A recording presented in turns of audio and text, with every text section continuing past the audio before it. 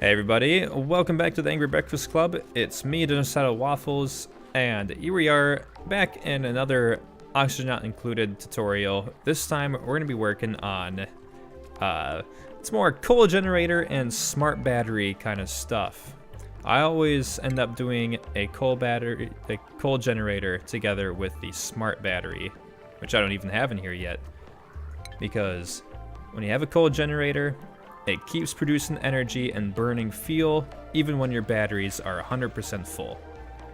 And that's bad. You don't want that. That's how you waste coal, and that's how you run out. So we're going to get started on that. First things first, generic sensors. That's one thing you need for the smart battery, internal combustion for the coal generator, brute force refinement for the rock granulator. Just because you need to refine the metal to get the smart battery metal. Might as well just throw in, we'll make something with the power transformers. We'll get that set up. Because that's one of those things where it's easier to set it up beforehand when you don't need it than it is to set it up when you already need it and it's too late. So we're gonna get rolling. Sam, cue the music. Let's do this. Let's get going. Let's make this in this happy little area. Let's do it.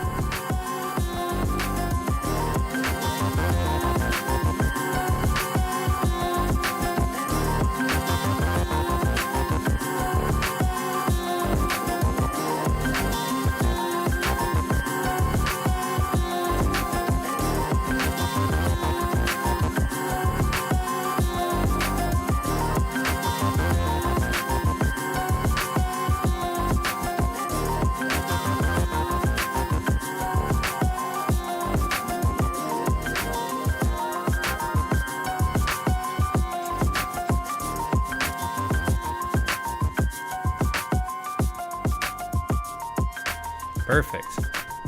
There we go. Had to force him to finish that last little bit, but here we are. We got a coal generator, smart battery, and a couple of power transformers to separate our power grid into different circuits. So let's take a look here.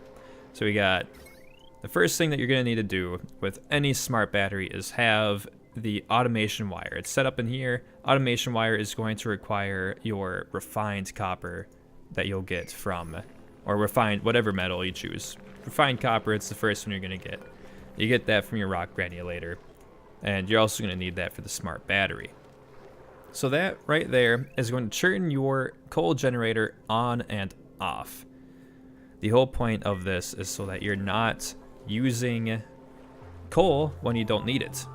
Like right now, if you take a look, so it goes on standby when it reaches 99%. And then it goes off of standby. It becomes active again when it reaches 30%. So if you see right here, the smart battery just dipped below 30% filled. And so now the coal generator has turned on. This will keep you from wasting your coal.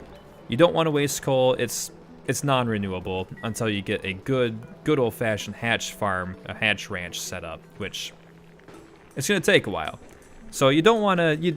People will like to, get that coal generator going because they're sick of this hamster wheel. Speaking of which, goodbye hamster wheel. We can get rid of this too.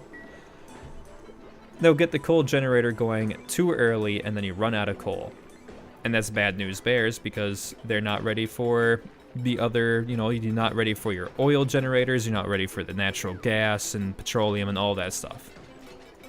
The next thing I did was I went along and got our power transformers ready. Now the thing about these small wires, so the skinny wires that you start off with, they have a max of only 1000 watts. Anything more than that, and you start to get overload damage. So it's not, I don't need it quite yet, because if let's do some quick math. What, 240, 300, 540. We got this circuit also, 660. If I turn this on, that's going to be 900. So actually, this is perfect. This is perfect. So in case I need to turn this pump on, that's going to be drawing 900 watts out of it. If I were to add on, if I had everything running, including this rock granulator, that's going to be 1140. So if I didn't have power transformers, I would start getting overload damage, and that would damage my circuits. So you have to get the heavy watt wires, which you get with the power transformers.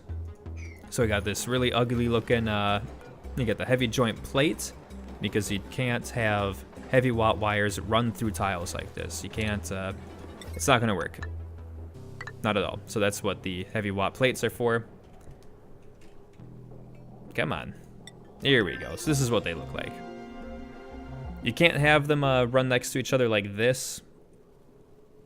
I wouldn't be able to put it right there. You do have to have it next to the spot where you plug it in. So, take a look. We got these heavy watt wires. They can handle a lot more than just 1 watt or 1,000 watts. They can handle 20 kilowatts. You're gonna use a lot of them once you start getting your very heavy power grid set up. So you have your power transformer. The whole point of this is to bring it down to 1,000 watts so that you're not running too much power through these little guys. So if you take a look, get rid of these now that we don't need it. So now we won't be using too much electricity. One big thing, so we got 2 transformers. We have 1 circuit that's down here. The other circuit is this one up here.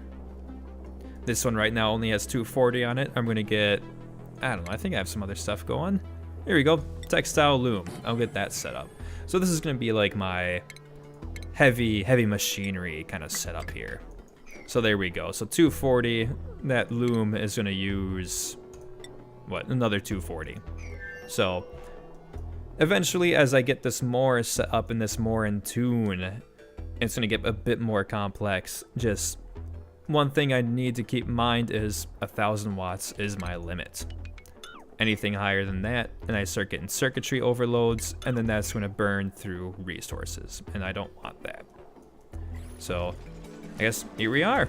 This is the end of another quick, easy tutorial. In case you're curious, I have this coal generator outside of my quote-unquote main base because it creates heat and it creates carbon dioxide. You've already got a good chunk of it so far.